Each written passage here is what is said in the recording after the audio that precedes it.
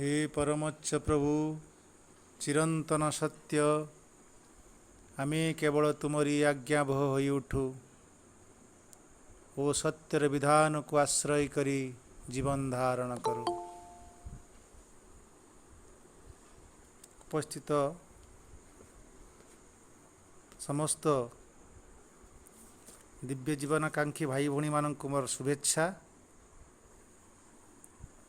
आमे कुरुक्षेत्र विषय संपर्क रे दीटा क्लास आम आलोचना करिथिलु।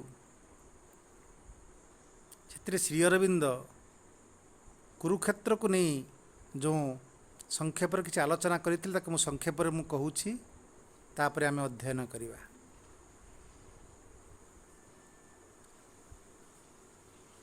अति सुंदर भाव से कहूथिले जे ए कुरुक्षेत्र रो प्रकृतिर अर्थ कौन। कुरुक्षेत्र एवं ए मानव जीवन ये जीवन एक कुरुक्षेत्र एवं कुरुक्षेत्र एक प्रतीक स्वरूप एक संग्रामर भूमि। आम मानव जीवन मध्य एक संग्रामर भूमि। समग्र जीवन एक संग्रामर क्षेत्र ता ही कुरुक्षेत्र। यही संग्रामर क्षेत्र भितरु जीवन एवं सृष्टि मरण एवं सृष्टि ये दीटा कथा को श्री अरविंद आलोचना करिसेंती। जे जीवन युद्ध रे ध्वंसर लीला प्रतिनियत चली थाए एवं संग्रामर भूमि रे ध्वंस जोगु ही नूतन सृष्टिर संभव हुए। तो जीवन एक द्वंद्वयुक्त एक संग्राम भितरु जीवन एक नूतन सर्जना उत्पत्ति हुए। यही क्षेत्र को नहीं श्री अरविंद तीनोटी प्रश्न उत्थापन करथिले जे ये संसार प्रकृति रे कौन। आमे जो संसार देखुछु ये संसार एपरी कहीं हेछि एवं ए संसार रे पार्थिव जीव सहित आध्यात्मिक जीवनर जो सामंजस्य प्रकृत संभव कि नुहे। ये जो तीनोटी जटिल प्रश्न ये कुरुक्षेत्र संपर्क रे आलोचना कला बेले उठेइचंती। कहीं आमे जो संसार को देखुछु ये संसारटी संपूर्ण यदि बा भगवान द्वारा सृष्ट भगवान गोटे बाह्य रूप तथापि संपूर्ण भगवान योजना को सी प्रतिपादित करि पारे नाही। सी अपूर्ण भाव रही एवं जिमिति सबुकिछि खंड विखंड हो जाउछि संसार रे। ए संसारटा गोटे विकृत भली देखा जाउछि। कहीं संसार रे एते विकृत देखा जाउछि तार प्रकृत स्वरूप संसार रे कौन से संपर्क से आलोचना करुछंती एवं ए प्रकार विकृति हवार कारण कौन। यदि ये संसार से परमंक ठारू नियंत होइकरी आसीछि एवं तांकर एक व्यक्त रूप तबे एपरी ये संसारटी कहीं जना पड़ुछि जिमिति ए संसार रे भगवान पदध्वनि किछि नाही। आध्यात्मिक जीवन सहित मानव जीवन किछि संपर्क नाही। इमिति एक जीवनटा जना पड़ुछि।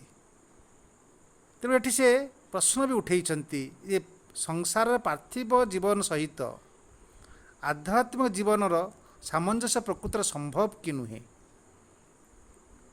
यही कथाटी आलोचना करू करू श्री अरविंद का कर्म विधान को एटी आलोचना करुछंती। जिमिति गोटे नूतन गोटे मुक्तिप्रद एवं ज्ञानर आलोकर गोटे अनुष्ठान ए कर्म विधान द्वारा निर्णीत हब जा द्वारा से गोटे ज्ञानर आलोक ए तीनोटी प्रश्नर उत्तर से पाइब। सेथिपाई से मनुष्यर एई जागतिक कर्मधारा रे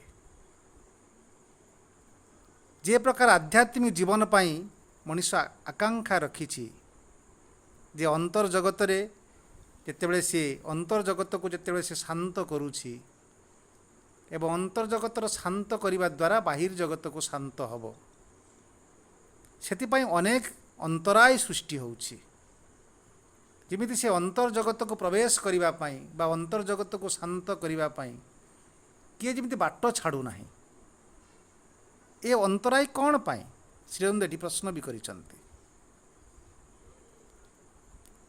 सेथिपाई मनुष्यर ये जाग्रत मन से संत्रस्त हो जाउछि एवं से विषादग्रस्त हो जाउछि। सेथिपाई ए जोगटा होछि यही जो अध्यायटा आम आलोचना करुचे से अर्जुनंकर विषाद जोग। ए विषादर अर्थ कौन श्रीअरविंद सुंदर भाव आलोचना करुचंती। विषाद अर्थ एक उत्साहहीनता एवं ए उत्साहहीनता एवं ए विषाद हबार कारण कौन। जेमिति से जिमिति जड़े योद्धा थिले अर्जुन एवं से जड़े क्षत्रिय थिले जेतबे से युद्ध भूमि को जाउछंती तांकर संग्रामर जो स्वधर्म को नहीं सेतेबे तांको आगे छिड़ाई पड़ुची गोटे नैतिकता गोटे अन्याय आचरणर जो भ्रांतिर परदा तांको दंशन करुची जे तू जहाँ करुचु तू भूल करुचु तू गुरु को हरण माने हत्या कर दउचु तो पितामह को हत्या कर दउचु या द्वारा तो पाप हब इमिति अनेक नैतिकतार प्रश्न ता आगे छिड़ा कर देइची एवं ताकू जमिति से अन्याय भितर को पलई जाउछंती इमिति आगे गोटे भ्रांति परदा तांको आगे छिड़ा कर देइची एवं एही प्रकार परदा यदि अपसारित न हुए ताले से कौन ना से नैतिकतार बंधन भितर से पड़ीजीव एवं संसार प्रकृत स्वरूप को से देखिपार नहीं। कारण वर्तमान जो परिस्थिति सृष्टि होती से परिस्थिति हूँ नरहत्या गोटे संहार लीला बाह्यत ताको आम कुरुक्षेत्र बोली कहू यार प्रकृतर अर्थ कौन श्रीअरविंद ताको आलोचना करुछंती। श्रीअरविंद तो सुंदर भाव आलोचना करुछंती जे ए जगतटा हूँ गोटे विश्व विध्वंसी रूप परमंकर एक विश्व विध्वंसी रूप एवं एटी केवल संहार लीला चली यदि उपनिषद मानक वर्णित अच्छी जे ऋषिकूल वीरगण होउचंती एई विश्व विध्वंसी भगवत रूपर गोटे खाद्य मृत्यु हेउची तांकर गोटे भोजीर सामग्री। तेणु साधारण जीवन आ प्राथमिक जीवन घटनावली को एक अस्पष्ट चित्र आमको देखा दउछि। तेणु आमर जो आत्मार सूक्ष्म दर्शन यही सत्यर अति सूक्ष्म एवं प्रत्यक्ष दर्शन भाव जमी आम छेड़ा होई दर्शन को देखला बेले मानव जीवन आगे छिड़ाई गोटे संघर्ष और हत्या यही विश्व नियंता जो प्रभु एवं विश्व ध्वंस तांकर रूप सी कौन करुचंती ना से विश्व पुरुष इमिति एक विशाल विपुल सृष्टि एवं विपुल ध्वंस दे निजक पूर्ण करी करी चलीछंती। तांकर जो विश्वर जो पूर्णांग रूपटी तांकर से पूर्णांग रूप पाइबे विपुल सृष्टि एवं विपुल ध्वंस द्वारा। तेणु एठी जो ये प्रकृतिर जो जीवनटी एठी मिली ए जीवनटा हूँ एक संग्रामर भूमि मरणर एक क्षेत्र ସେଇଟା ହେଉଛି କୁରୁକ୍ଷେତ୍ର। ଆଉ ଏଇ କୁରୁକ୍ଷେତ୍ରର ଏଇଠି ରହିଛନ୍ତି କି ନା ଭଗବାନଙ୍କର ମୂର୍ତ୍ତି ରହିଛି। ଭଗବାନଙ୍କ ମୂର୍ତ୍ତି ରହିଛି ଏଠି କ'ଣ ନା ଏଠି ଶିବ ମୂର୍ତ୍ତି ନୁହଁ, ଏଠି ଯେ ରୁଦ୍ର ମୂର୍ତ୍ତି। ଭଗବାନ ଏଠି ରୁଦ୍ର ଭାବରେ ମାନବ ଆଗରେ ଛିଡ଼ା ହେଇଛନ୍ତି ଆଉ ସଂସାରଟାକ ରୁଦ୍ର ଭଳି ଦେଖାଯାଉଛି। ତେଣୁ ଅର୍ଜୁନ ହତ୍ୟା ପ୍ରାଙ୍ଗଣରେ ଯେତେବେଳେ ରହିଛନ୍ତି ସେ ବିଚଳିତ ହୋଇ ପଡ଼ୁଛନ୍ତି। ତେଣୁ ଏ ଜୀବନଟା ଯେ ଗୋଟେ ସଂଗ୍ରାମର ଭୂମି, ସେଥିପାଇଁ ଶ୍ରୀ ଅରବିନ୍ଦ ଅନେକ କୋଟ୍ କରିଛନ୍ତି ଯେ ହେରାକ୍ଲିଟସଙ୍କର ନେଇଛନ୍ତି ଯେ ହେରାକ୍ଲିଟସ୍ କହୁଛନ୍ତି ଗ୍ରୀକ୍ ଭାବୁକ ଯେ war is the father of the all things. ଏଇ ୱାର୍ ହେଉଛି ସବୁ କିଛିର ଜନକ, ଆଉ war is the king of all. ଏଇ ସଂଗ୍ରାମ ହିଁ ହେଉଛି ସବୁ କିଛିର ରାଜା। ଏଇ ଜଗତର ଯେଉଁ ଜଡ଼ ଶକ୍ତି ଅଛି ଆଉ ଅନ୍ୟାନ୍ୟ ଶକ୍ତି ଜାତ ହେଇଛି, এই বিভিন্ন প্রকার যে শক্তি রয়েছে, এই শক্তি সংগ্রাম ভিতরে দিয়ে আগে আগে চালিছি। এটি নূতন সৃষ্টি হচ্ছে, পুরাতনর ধ্বংস হচ্ছে। এমিতি এক নূতন সৃষ্টি এবং পুরাতন ধ্বংসর যে মেকানিজম, সেই মেকানিজমটা হচ্ছে কুরুক্ষেত্র। এবং এই মেকানিজম দ্বারা হি অবিরাম গতিরে সংসার আগে আগে চালিছে। এবং এই নূতন সৃষ্টি এবং নূতন ধ্বংস, পুরাতনর ধ্বংস, ইয়ার শেষ পরিণাম কଣ এবং কোଉଠି শেষ হব একথা বি মধ্য কই হব নাই। অনেক এথিপাই কহନ୍ତି যে এই যে সংহার লীলা চালিছি, আত্মবিনাশর লীলা সব চালিছি, ইয়া অন্তহীন, ইয়া অর্থহীন। আউ কেহি কেହି କେହି କହନ୍ତି ଯେ ଏଟା ହେଉଛି ଗୋଟେ ସଂସାରର ଗୋଟେ ଚରାଚରିତ ପ୍ରଥା। କିନ୍ତୁ ଶ୍ରୀ ଅରବିନ୍ଦ ଏ ସବୁ କଥାକୁ କାଟିକିରି କହୁଛନ୍ତି ଯେ କ୍ରମ ବିକାଶଶୀଳ ଧାରାରେ ଏଟା ଆବର୍ତ୍ତନ ଓ ଗତି। ଯେତେ ବାଧା ବିଘ୍ନ ଆସୁନା କାହିଁକି, ଏ ସଂସାର ଆଗେଇ ଚାଲିଛି ଏକ ଦିବ୍ୟ ଅଭୀଷ୍ଟ ସିଦ୍ଧି ଲକ୍ଷ୍ୟରେ। এই দিব্য অভীষ্ট সিদ্ধি ধ্বংস বিনা সম্ভব নুহে। তেଣୁ ସଂଗ୍ରାମର ନାନା ଶକ୍ତି ଏବଂ ସମ୍ଭାବ୍ୟ ନାନା ସଂଘର୍ଷ ବିନା ଏଠି କୌଣସି ସମନ୍ୱୟ ହୋଇପାରିବ ନାହିଁ, କିଛି ସଙ୍ଗତି ମଧ୍ୟ ହୋଇପାରିବ ନାହିଁ। ତେଣୁ ସେ ସୁନ୍ଦର ଭାବରେ କହୁଛନ୍ତି ଯେ ଏଠି ଗୋଟେ ଜୀବନର ଭକ୍ଷଣ ଦ୍ୱାରା ଗୋଟେ ନୂତନ ଜୀବନର ସମ୍ଭବ ହୋଇପାରୁଛି। ସେଥିପାଇଁ ଏ ସଂସାରଟାକୁ ଗୋଟେ ଗୋଟେ ମରଣର ଭୂମି ବୋଲି କୁହାଯାଇଛି। ସେଥିପାଇଁ ୟା ନାଁ ମର୍ତ୍ତ୍ୟ। ଏବଂ ମରିବାର ଅର୍ଥ କ'ଣ, ମୃତ୍ୟୁର ଅର୍ଥ କ'ଣ? ମୁଁ ଯାହା ଶ୍ରୀ ଅରବିନ୍ଦଙ୍କ ଲେଖାରୁ ଦେଖୁଛି ଏଟା ଗୋଟେ ନୂତନ ଜୀବନର ଗୋଟେ ପ୍ରତିଶ୍ରୁତି। ଗୋଟେ ନୂତନ ଜୀବନ ଏଟା ଆମ ପାଇଁ ଆସୁଛି, ସେଥିପାଇଁ ଗୋଟେ ପ୍ରତିଶ୍ରୁତି। ତେଣୁ ଶରୀର ହେଉଛି ଏକ ଅବରୁଦ୍ଧ ନଗରୀ, ଶ୍ରୀ ଅରବିନ୍ଦ କହୁଛନ୍ତି। ଏହି ଅବରୁଦ୍ଧ ନଗରୀ ଭିତରକୁ ଅନେକ ଶତ୍ରୁ ଆସୁଛନ୍ତି ଏବଂ ଶତ୍ରୁକୁ ପ୍ରତିହତ କରିବା ପାଇଁ ଅନେକ ରକ୍ଷଣକାରୀ ଶକ୍ତି ମଧ୍ୟ ରହିଛି। ଏହି ଶରୀର ଭିତରକୁ ଯେମିତି ଭାଇରସ୍ ପଶୁଛି, ବ୍ୟାକ୍ଟେରିଆ ପଶୁଛି, ଜୀବାଣୁ ବୀଜାଣୁ ପଶୁଛି, ସେମିତି ଆମ ଶରୀର ଭିତରେ ପ୍ରତିରକ୍ଷଣକାରୀ ଶକ୍ତି ସବୁ ରହିଛି। ତା ଭିତରେ ଅନବରତ ଗୋଟେ ଯୁଦ୍ଧ ଚାଲିଛି, ଗୋଟେ ସଂଗ୍ରାମର ଭୂମି ଚାଲିଛି। ତେଣୁ ଏ ଶରୀର ଭିତରେ ଅହରହ ଗୋଟେ ଧ୍ୱଂସ ଚାଲିଛି, ଗୋଟେ ସୃଷ୍ଟି ଚାଲିଛି। ତେଣୁ ଆମର ଜୀବନଟା ଏକ ଧ୍ୱଂସ ଏବଂ ସୃଷ୍ଟିର ଗୋଟେ କ୍ଷେତ୍ର ବୋଲି ଶ୍ରୀ ଅରବିନ୍ଦ ସୁନ୍ଦର ଭାବରେ ଆଲୋଚନା କରୁଛନ୍ତି। ଏବଂ ସେ ସୁନ୍ଦର ଭାବରେ ଆଲୋଚନା କରୁଛନ୍ତି ଯେ ତୁ ନିଜର ସ୍ୱଜନ ବା ପରିବେଷ୍ଟି ସଙ୍ଗେ ଯୁଦ୍ଧ ନ କରି କେବେ ହେଲେ ବିଜୟ ଲାଭ କରିପାରିବୁ ନାହିଁ। ଏହିପରି ଦ୍ୱନ୍ଦ୍ୱ ସଂଘର୍ଷ ବିନା, ଅନ୍ୟର ଜୀବନକୁ ଗ୍ରାସ କରିବା ବିନା ତୁ ନୂତନ ଜୀବନ ଧାରଣ କରିପାରିବୁ ନାହିଁ। ତେଣୁ ସେ ସୁନ୍ଦର ଭାବରେ କହୁଛନ୍ତି ଯେ ସଂରକ୍ଷଣ କରିବା ଏବଂ ପ୍ରିଜାର୍ଭେସନ୍ କରିବା, ସଂରକ୍ଷଣ କରିବା ଏବଂ ଧ୍ୱଂସ କରିବା, ଏবার କ୍ରିଏସନ୍ କରିବା, ସୃଷ୍ଟି କରିବା ଏବଂ ସଂରକ୍ଷଣ କରିବା, ଏଟା କିପରି ସମ୍ଭବ ହେବ ନା କେବଳ ଧ୍ୱଂସ ଦ୍ୱାରା ହିଁ ସମ୍ଭବ ହୋଇପାରିବ। ଏହି କଥାଟା ଆମର ଉପନିଷଦ ମାନଙ୍କରେ ସୁନ୍ଦର ଭାବରେ ବର୍ଣ୍ଣିତ ରହିଛି। ଏବଂ ସେଥିପାଇଁ ସେ କହୁଛନ୍ତି ଯେ କ୍ଷୁଧାରୂପୀ ମୃତ୍ୟୁ ହିଁ ଏ ବିଶ୍ୱର ସ୍ରଷ୍ଟା ଓ ପ୍ରଭୁ।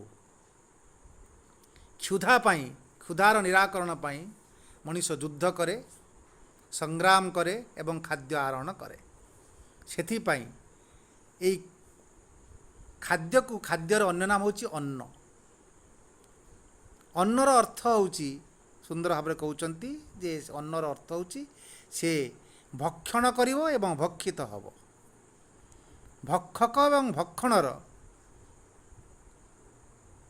ଭକ୍ଷକ ଭକ୍ଷଣ କରି ନିଜେ ମଧ୍ୟ ଭକ୍ଷିତ ହେବ। ଏହି ପ୍ରକାର ଏକ ଜଡ଼ଗତ ସୂତ୍ର ଦ୍ୱାରା ଏ ଜଗତଟି ତିଆରି ହୋଇଛି। ସେଥିପାଇଁ ଡାରୱିନ୍ ମଧ୍ୟ ବି କହିଛନ୍ତି ଯେ ଷ୍ଟ୍ରଗଲ୍ ଫର୍ ଏକ୍ଜିଷ୍ଟେନ୍ସ। ଯଦି ଏଠି ଜୀବନ ଜଣେ ବଞ୍ଚିବାକୁ ଚାହୁଁଛି ତାକୁ ଅହରହ ଯୁଦ୍ଧ କରିବାକୁ ପଡ଼ିବ ଏବଂ ତାକୁ ସର୍ଭାଇଭ୍ କରିବାକୁ ପଡ଼ିବ, ଫିଟ୍ ହେବାକୁ ପଡ଼ିବ। ସେଇଥିପାଇଁ ଶ୍ରୀଅରବିନ୍ଦ ଆଉ ଜଣଙ୍କର ସେ ନେଉଛନ୍ତି ନିତ୍ସେ ବୋଲି ଜଣେ ଗ୍ରୀକ୍ ଦାର୍ଶନିକ। ସେ କହୁଛନ୍ତି ଯେ war as the aspect of life and ideal man as a warrior। ଯେ ଯୁଦ୍ଧ ଜୀବନର ଏକ ବିଭବ ଆଉ ଯୁଦ୍ଧା ହିଁ ଆଦର୍ଶ ମାନବ। ଆଉ ଶ୍ରୀଅରବିନ୍ଦ ତାଙ୍କ ଭାଷାରେ ସୁନ୍ଦର ଭାବରେ କହୁଛନ୍ତି ଯେ ମାନବ ଜୀବନର ପ୍ରଥମ ପର୍ଯ୍ୟାୟରେ ଜଣେ, ଏଟା ଶ୍ରୀଅରବିନ୍ଦଙ୍କ ଭାଷା ନୁହେଁ, ଏଟା ହେଉଛି ନିତ୍ସେଙ୍କ ଭାଷା। ନିତ୍ସେ କହିଥିଲେ ଯେ ଜଣେ ମଣିଷ ତା ପ୍ରଥମ ଜୀବନରେ ସେ ଉଷ୍ଟ୍ର ମାନବ ହେଇଥାଏ ଏବଂ ଶେଷ ଜୀବନରେ ସେ ଜଣେ ଶିଶୁ ମାନବ ହେଇଥାଏ। ଏବଂ ଏଇ ପ୍ରଥମ ଜୀବନ ଏବଂ ଶେଷ ଜୀବନ ଭିତରେ ସେ ଯେଉଁ ମାନବଟି ହେଇଥାଏ ସେଟା ହେଉଛି ସିଂହ ମାନବ। ଏବଂ ତା ଭିତରେ ଯେଉଁ ସିଂହ ମାନବଟି ହିଁ ଗୋଟେ ପୂର୍ଣ୍ଣ ମାନବକୁ ତିଆରି କରିବାରେ ତାକୁ ସାହାଯ୍ୟ କରେ। ଏଇ କଥା ଯେତେବେଳେ ନିତ୍ସେ କହିଲେ ସେତେବେଳେ ଅନ୍ୟମାନେ ତାକୁ ନିନ୍ଦା କଲେ। ମାତ୍ର ଶ୍ରୀଅରବିନ୍ଦ କହିଲେ ଯେ ନିତ୍ସେଙ୍କର ଯେଉଁ କଥା ଏଟାକୁ ଆମେ କୌଣସି ପ୍ରକାରରେ ଅର୍ଥହୀନ ବୋଲି କହିପାରିବା ନାହିଁ, ତାକୁ ଅସ୍ୱୀକାର କରିପାରିବା ନାହିଁ ବା ଆମେ ତାକୁ ଆଖି ବୁଜି ଦେଇପାରିବା ନାହିଁ। ପ୍ରଥମତଃ ପ୍ରତ୍ୟେକ ଶକ୍ତିମାନ ଆତ୍ମା ପାଇଁ ଏହି ସତ୍ୟକୁ ଦେଖିବାର ଏବଂ ଶକ୍ତିପ୍ରଦ ପ୍ରଭାବ ରହିଛି। ତେଣୁ ଆମକୁ ଅତ୍ୟନ୍ତ ଜଣେ ମଧୁର ଦାର୍ଶନିକ, ଧାର୍ମିକ ଓ ନୈତିକ ଭାବପ୍ରବଣତା ଦ୍ୱାରା ଆମେ ଯେଉଁ କମଳ ସେଜରେ ଶୋଇଯାଉଛୁ ସେଇଥିରୁ ଆମକୁ ଉଠିବାକୁ ପଡ଼ିବ। ସେ ସୁନ୍ଦର ଭାବରେ କହୁଛନ୍ତି ଯେ ଯଦି ଆମେ ଗୋଟେ ମଧୁର ଦାର୍ଶନିକ ଭାବନା, ଗୋଟେ ଧାର୍ମିକ ଭାବନା ଏବଂ ନୈତିକ ଭାବପ୍ରବଣତା ଦ୍ୱାରା ଆମେ ଯଦି କମଳର ସେଜରେ ଶୋଇଯାଉ ବା ଆରାମ ପାଉ ତାହେଲେ ଆମ ଜୀବନ ଏକ ପୂର୍ଣ୍ଣ ଜୀବନ ହୋଇପାରିବ ନାହିଁ। ତେଣୁ ସେହି ଆରାମ ଭିତରୁ ଆମକୁ ଉଠି ଆସିବାକୁ ପଡ଼ିବ, ଏକ କମଳ ଜୀବନ ଭିତରୁ ଉଠି ଆସିବାକୁ ପଡ଼ିବ। ମଣିଷ ଏତେ ଭାବପ୍ରବଣ ଯେ ସେ ଅତି ଚମତ୍କାର ଭାବରେ କହୁଛନ୍ତି ସେ ପ୍ରେମମୟ, ପ୍ରାଣମୟ, ସୌନ୍ଦର୍ଯ୍ୟମୟ, ମଙ୍ଗଳମୟ ରୂପ ବୋଲି ଭଗବାନଙ୍କୁ କହେ। ଯେ ଭଗବାନ ହେଉଛନ୍ତି ସବୁବେଳେ ପ୍ରେମମୟ, ପ୍ରାଣମୟ, ସୌନ୍ଦର୍ଯ୍ୟମୟ, ଆନନ୍ଦମୟ, ମଙ୍ଗଳମୟ ରୂପକୁ ତାର ଦେଖିବାକୁ ଭଲ ପାଏ ଏବଂ ସେହି ହିସାବରେ ତାକୁ ପୂଜା କରେ। କିନ୍ତୁ ତାର ଯେ ଏକ କରାଳ ମୃତ୍ୟୁ ରୂପ ଅଛି ରହିଛି, ଗୋଟେ ବିଧ୍ୱଂସୀ ରୂପ ରହିଛି, ସେ କଥାକୁ ମଣିଷ ଭୁଲିଯାଏ ଏବଂ ତାକୁ ଭୟ କରେ। ସେଥିପାଇଁ ସେ ଈଶ୍ୱରଙ୍କୁ ଶିବ ବୋଲି କହି ପୂଜା କରେ। ତାର ଯେଉଁ ରୁଦ୍ର ରୂପଟି ଅଛି ତାକୁ ପଶ୍ଚାତପଦ ହୁଏ, ତା ପ୍ରତି ତାକୁ ଭୟ କରେ। କିନ୍ତୁ ସେହି ରୁଦ୍ର ରୂପ ହିଁ ତା ଜୀବନକୁ ତିଆରି କରେ। ଦ୍ୱିତୀୟତଃ ସେ ଆଉ ଗୋଟେ କଥା ଆଲୋଚନା କରୁଛନ୍ତି ଯେ ଜୀବନକୁ ତାର ପ୍ରକୃତ ସ୍ୱରୂପରେ ଯେଉଁ ସିଧା ମୁହାଁମୁହିଁ ଦେଖିବାକୁ ହେବ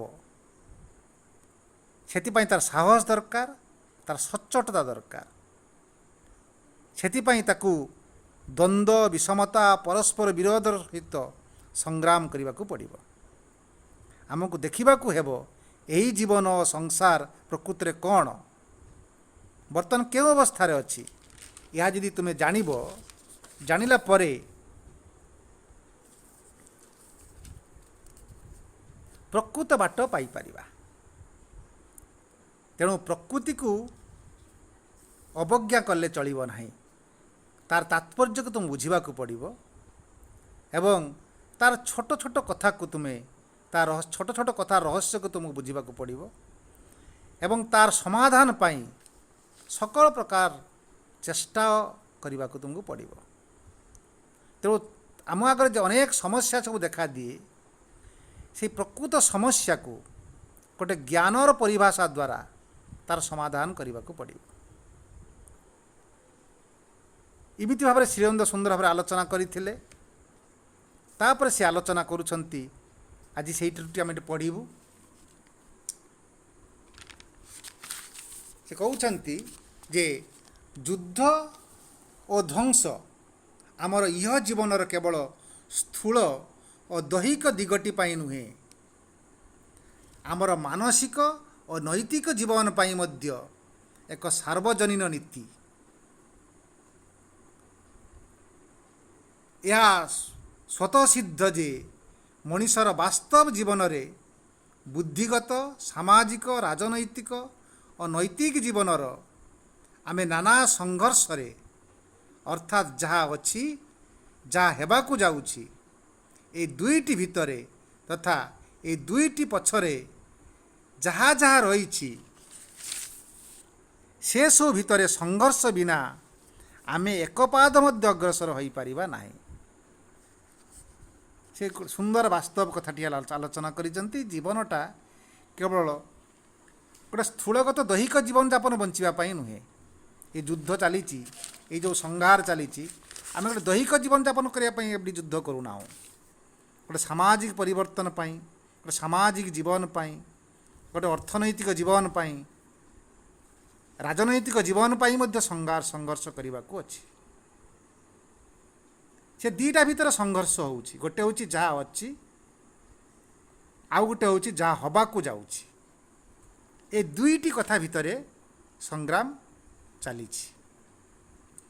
जहाँ अच्छी सुंदर भाव डार्विन कहउचंती जे जहाँ अच्छी ताकू नहीं गोटे स्पेसीस केवे भी संतुष्ट नुहे सेतिपाई सी जहाँ गोटे नूतन कथा को से इच्छा करुछि एवं सेतिपाई से संग्राम करुछि। से कौन हबाकू जाउछि से कथा भी से जानेनी किंतु कौन गोटे इच्छा गोटे करुछि सेतिपाई से संग्राम करुछि। तेणु ए दुईटी भितरे जहाँ अच्छी आ जहाँ हेबाकू अच्छी ए दुईटी पछरे गोटे संघर्ष बिना आमे आदौ आगे पारिबा नाही। एटा संसारर नियम एटा विश्व स्रष्टांकर नियम। वर्तमान अंततः मनुष्य और संसार जहाँ अवस्था देखु जहाँ अवस्था से कौन सी प्रकार अग्रगति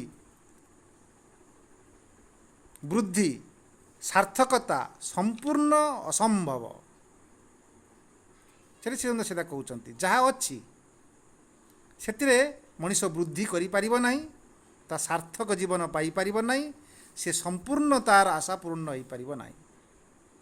यदि आमे यथार्थरे एक पूर्ण भाव में अहिंसा नीति अवलंबन करूँ जो नीति आम पाखरे आचरणर सर्वोच्च और सर्वोत्तम विधान बोली रही सुंदर भाव में कहते जे आमर भारत वर्षरे बा धर्मीय नीति रे अहिंसा परम धर्म तेणु अहिंसा ही सर्वोच्च आचरण ये जो सर्वोत्तम विधान बोली रखा जाइछि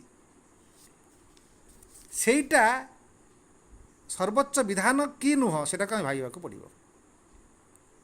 ये उदाहरण दौरान धरा जाऊ ये अहिंसा नीति आचरण करवा कौन हिंसा करवा नहीं तेबे संसार जो हिंसा चली किए प्रतिरोध करिवो। तेणु आम भारत वर्ष रे किछि धर्मीय लोक माने कहते जे आत्मशक्ति द्वारा पराहत करहब से सुंदर भाव कहते धरा जाऊ आमे केवल आत्मार शक्ति प्रयोग करूँ युद्ध द्वारा विनाश बा एपरिक आत्मरक्षा पाई मध्य कौन भौतिक बल प्रयोगर आश्रय नेबु नाही। भल कथा जे पर्यंत आत्मशक्ति अमोघ भाव कार्य करी नाही से पर्यंत मनुष्य और राष्ट्र भितर जो सबू असुर शक्ति रही से माने मन इच्छा पददलित करदेवे चूर्ण विचूर्ण करदेवे हत्या करदेवे ସବୁ ପୋଡ଼ି ଛାରଖାର କରିଦେବେ, ନଷ୍ଟ ଭ୍ରଷ୍ଟ କଳୁଷିତ କରିଦେବେ, ଯେପରି ଆଜି ଆମ ଆଖି ଆଗରେ କରୁଛନ୍ତି। କିନ୍ତୁ ସେତେବେଳେ ଆହୁରି ଅବାଧ୍ୟ ମନ ଇଚ୍ଛା କରିବେ। ଆଉ ତୁମେ ମଧ୍ୟ ବୋଧହୁଏ ନିଜର ଅହିଂସା ଦ୍ୱାରା ଚୁପ୍ ହେଇ ରହିବ। ସେତିକି ଧ୍ୱଂସ ପ୍ରାଣହାନିର କାରଣ ହୋଇ ରହିଛ। ଅନ୍ୟମାନେ ଯେତିକି ପ୍ରାଣହାନି ଘଟାଇଛନ୍ତି, ତୁମେ ମଧ୍ୟ ଅହିଂସା ନୀତି ଦ୍ୱାରା ସେମିତି ପ୍ରାଣହାନି ଘଟାଇବାର ଗୋଟେ ପରିସର ବି ତିଆରି କରିଦେଇଛ। ତଥାପି ତୁମେ ଏପରି ଏକ ଆଦର୍ଶ ରଖିଛ ଯାହାର ସୁଫଳ ଦିନେ ନିଶ୍ଚୟ ଫଳିବ ବା ଅନ୍ତତଃ ଫଳିବା ଉଚିତ। କିନ୍ତୁ ସେହି ଆତ୍ମାର ଶକ୍ତି ଯେତେବେଳେ କାର୍ଯ୍ୟକାରୀ ହୁଏ, ତାର କ'ଣ ହୁଏ? ତା ମଧ୍ୟ ଧ୍ୱଂସ ଘଟାଏ। ଯେମିତି ହିଂସା ଦ୍ୱାରା ଧ୍ୱଂସ ଘଟାଏ, ସେମିତି ଆତ୍ମା ଯେତେବେଳେ ସେ କାର୍ଯ୍ୟକାରୀ କରିବେ, ସେମିତି ଧ୍ୱଂସ ହିଁ କରିବେ। ଆଉ ଶ୍ରୀଅରବିନ୍ଦ ଅତି ସୁନ୍ଦର ଭାବରେ କହୁଛନ୍ତି, ଯେଉଁମାନେ ଆଖି ଖୋଲି ସେଇ ଶକ୍ତିର, ସେଇ ଆତ୍ମଶକ୍ତିର ପ୍ରୟୋଗ କରିଛନ୍ତି, ସେମାନେ ଜାଣନ୍ତି ଯେ ସେହି ଶକ୍ତି ସେ ତରବାରୀ ଓ ତପଠାରୁ କେତେ ଅଧିକ, କେତେ ଭୟଙ୍କର ଏବଂ କେତେ ବିଧ୍ୱଂସୀ ହୋଇପାରେ। ଏବଂ ଯେଉଁମାନେ କେବଳ କାର୍ଯ୍ୟ ଓ ଆଶୁଫଳ ଭାବରେ ନିଜର ଦୃଷ୍ଟି ଆବଦ୍ଧ କରି ରଖନ୍ତି ନାହିଁ, ସେମାନେ ଦେଖିପାରନ୍ତି ଏହାର ପରିଣାମ କେତେ ପ୍ରଚଣ୍ଡ ହୋଇପାରେ। ଅର୍ଥାତ୍ ସେଠି ସ୍ପଷ୍ଟ ଭାବରେ କହୁଛନ୍ତି, ମୁଁ ଯାହା ବୁଝିଛି ଯେ ଆମେ ଯେଉଁ ଆପେକ୍ଷିକ ଭାବରେ ଅହିଂସା ବୋଲି କହୁଛୁ ଏବଂ ଆମ ଭିତରେ ଯେଉଁ କ୍ଷତ୍ରିୟ ତେଜ ରହିଛି, କ୍ଷତ୍ରିୟ ଶକ୍ତି ରହିଛି, ତାକୁ ଅବଦମିତ କରିଦେଇକରି ଶୋଇପଡ଼ୁଛୁ ଏବଂ ଆତ୍ମଶକ୍ତି ଦ୍ୱାରା ସଂଗ୍ରାମ କରିବା ବା ପ୍ରତିରୋଧ କରିବା ପାଇଁ ସ୍ୱପ୍ନ ଦେଖୁଛୁ। ଯଦି ଆତ୍ମଶକ୍ତି ଯେତେ ପର୍ଯ୍ୟନ୍ତ ଆମର ପ୍ରୟୋଗ ହେଇନାହିଁ, ସେତେ ପର୍ଯ୍ୟନ୍ତ ଆମକୁ ଆମର ସେଇ କ୍ଷତ୍ରିୟ ଶକ୍ତି ଦ୍ୱାରା ଆମକୁ ପରାହତ କରିବାକୁ ପଡ଼ିବ, ଅପୋଜ କରିବାକୁ ପଡ଼ିବ। ଏବଂ ସେଇ କ୍ଷେତ୍ର ତେଜ ଦ୍ୱାରା ମଧ୍ୟ ଆତ୍ମତେଜକୁ ବା ଆତ୍ମଶକ୍ତିକୁ ବହିଷ୍କାର ଦିଗରେ ତାକୁ ସମ୍ଭବ ହୋଇପାରିବ। ଏବଂ ଆତ୍ମଶକ୍ତି ଯେତେବେଳେ କାର୍ଯ୍ୟକାରୀ କରିବ, ସେତେବେଳେ ସେ ମଧ୍ୟ ଗୋଟେ ଧ୍ୱଂସ ସୃଷ୍ଟି କରି ନୂତନତା ପାଇଁ ଗୋଟେ ବାଟ ତିଆରି କରିବ। ଏବଂ ଶ୍ରୀଅରବିନ୍ଦ କହୁଛନ୍ତି, ତାର ଯେଉଁ ସେ ଆତ୍ମଶକ୍ତିର ଯେଉଁ ପ୍ରୟୋଗ ବା ତାର ଯେଉଁ ବିଭୀଷିକା ଅତି ପ୍ରଚଣ୍ଡ, ଶେଷ ପର୍ଯ୍ୟନ୍ତ କେତେ କ'ଣ ବିନାଶ ହେଇଯାଏ। ସେ ବିନାଶ ଫଳରେ ତା ଉପରେ ନିର୍ଭର କରୁଥିବା ଓ ତା ଦ୍ୱାରା ପୃଷ୍ଟ ହୋଇଥିବା ସେ ବିନାଶ ଫଳରେ ସମସ୍ତ ଜୀବ ବିନଷ୍ଟ ମଧ୍ୟ ହୁଅନ୍ତି। ମନ୍ଦର ଯେତେବେଳେ ବିନାଶ ହୁଏ, ସେତେବେଳେ ତା ଦ୍ୱାରା ପୃଷ୍ଟ ହୋଇଥିବା ବହୁତ କିଛି ମଧ୍ୟ ବିନଷ୍ଟ ହୁଏ। ଏହି ଆତ୍ମଶକ୍ତି ତାହା ଦ୍ୱାରା ପୃଷ୍ଟ ହେଉଥିବା ଆତ୍ମଶକ୍ତି ଦ୍ୱାରା ଧ୍ୱଂସର କ୍ଷେତ୍ରରେ ଆମେ ବ୍ୟକ୍ତିଗତ ଭାବରେ ସ୍ଥୂଳ ଓ ଲୋମହର୍ଷଣକାରୀ ହିଂସାର ବେଦନାରୁ ନିଜକୁ ରକ୍ଷା କଲେ ମଧ୍ୟ ଧ୍ୱଂସ ସବୁବେଳେ ଧ୍ୱଂସ ହିଁ ଚାହେଁ।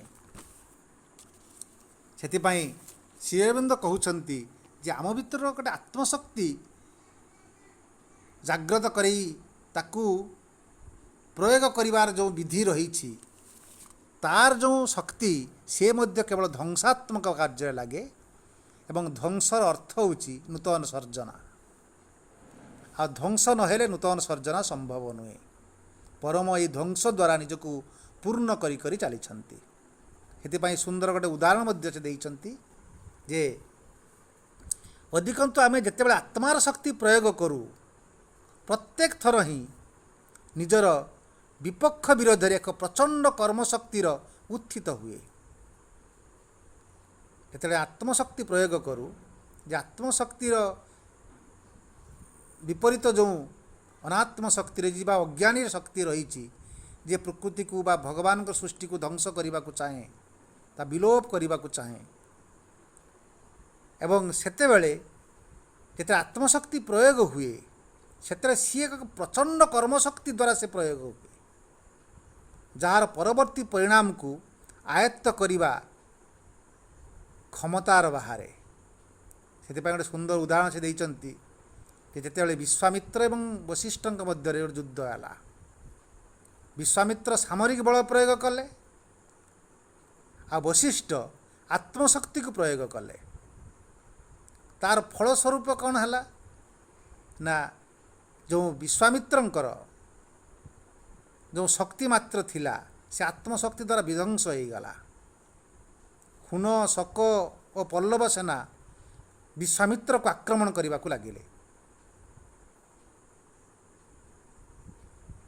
तेणु से सुंदर भाव में कहते जे आत्मशक्ति प्रयोग है श्रेष्ठ शक्ति। आ सी तार विभीषिका अति प्रचंड, से संपूर्ण ध्वंस कर दे नूतन सृष्टि कर। तेणु आम पाखे जो छोट छोट शक्ति माने रही, विरोधी शक्ति माने रही, ताकू आम आत्मशक्ति सहित गोटे क्षत्रिय शक्ति द्वारा ताकू आम प्रतिरोध करि परिबा एवं जीवन को तैयारी करी चली हबो।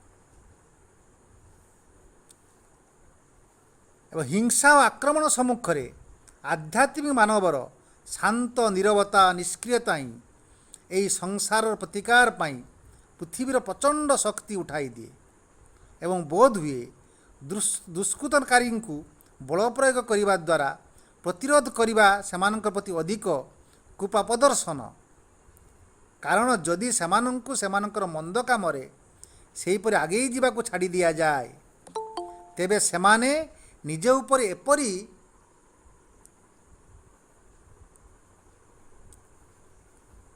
निज ऊपर एपरी भयंकर ध्वंस डाकी आनती जहाँ आमे केबे हेले कल्पना करि पारि नथांतु।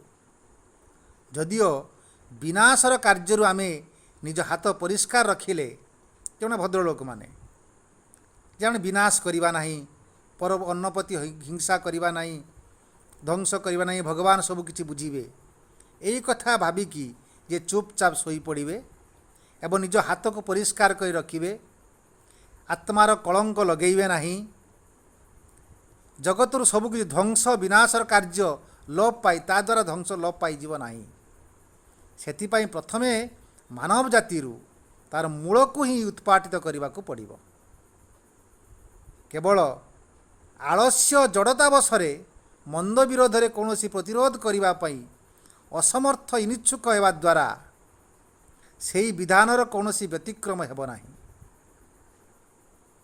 से विधान जे रही जे से ध्वंस ही कर विनाश कर। तुम्हें यदि सोई रुह आलस्य जड़ता द्वारा तुम्हें यदि सोई रुह तथापि से विनाश हम। तुम्हें यदि ताको प्रयोग निजे यदि सहयोग करत तुम भीतर आलस्यता एवं जड़ता भांगंता एवं तुम भितर गोटे आत्मबल गोटे सृष्टि हुंता कि तुम्हें जे आलस्यता वशत किसी विरोध करिबो नाही बोली गोटे नैतिक जीवन भितर रहीकि मते कलंक न लागू यही प्रकार जदि तुम्हें होइकी रहीजीव किंतु तार प्रकृतिर किसी व्यतिक्रम हम ना। जड़ता और तामसिकता राजसिकता अपेक्षा अनेक अधिक क्षति करे।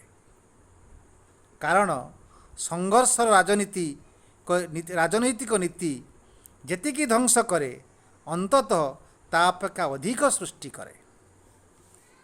तेणु व्यक्तिर कर्म दृष्टि विचार कले या निश्चित जे संघर्ष और तार अनिवार्य भौतिक स्थूल रूप ध्वंस विनाश प्रति विमुखता और तईरु विरति हुए तो व्यक्तिर नैतिक सत्तार सहायक हो पारे किंतु तार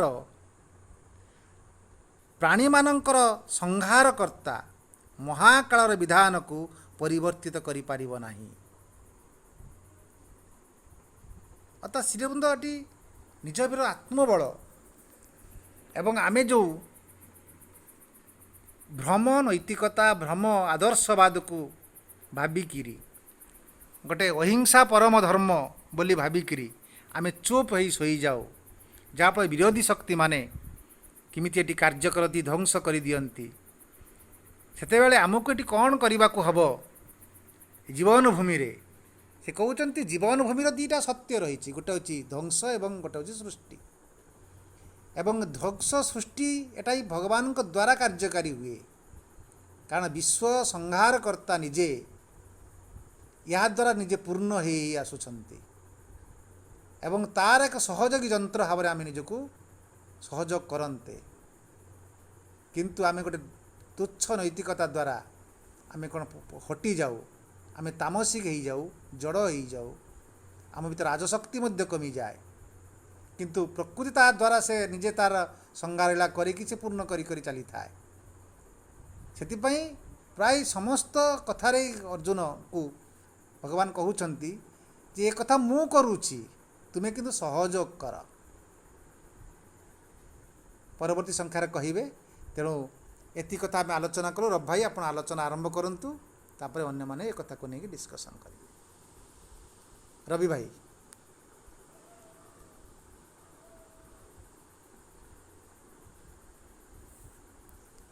ରବି ଭାଇ ଟିକେ ଆଲୋଚନା କରନ୍ତୁ।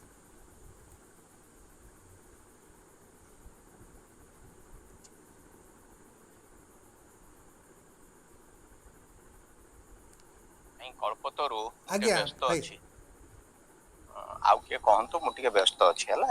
ଆଜ୍ଞା ଆଜ୍ଞା।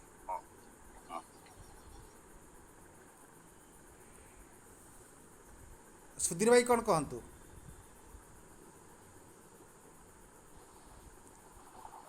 ଆଜ୍ଞା ନମସ୍ତେ। ଶୁଭୁଛି ନା କଳ୍ପତରୁ ଭାଇ? ଆଜ୍ଞା ହଁ ଶୁଭୁଛି। ଆଜ୍ଞା ଆଜ୍ଞା। ବହୁତ ଦିନ